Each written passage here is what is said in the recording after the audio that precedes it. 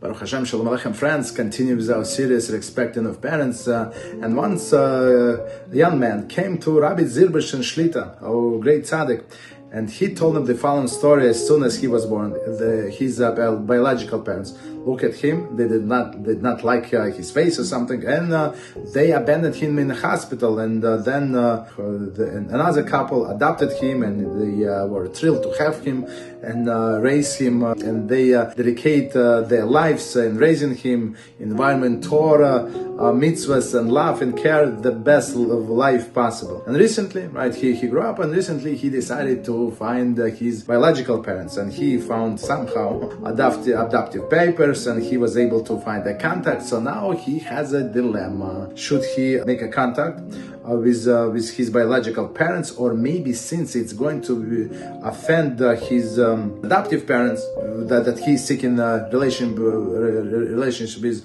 biological parents, maybe it should be forbidden.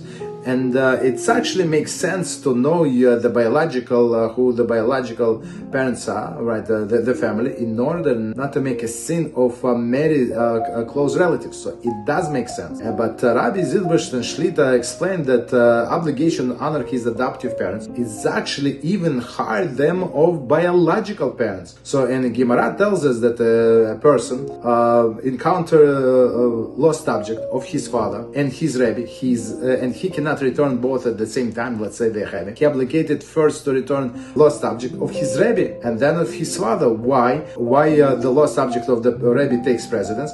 Because his biological father brought him to this world. By Rebbe brought him to the world to come. Now, case of adoptive parents, we can say the same, that since they paid for his education and they taught him Torah and mitzvahs, so for sure they brought him to the world to come. And come Sefer Hasidim 585, cited in Shach Yoredaya 242.6, and states that someone who pays for someone else's education, returning the donor's lost object, takes precedence even of the Rebbe. So meaning Rebbe was a Rebbe who taught him Torah. Of course, right, he's on the highest level, but he was paid.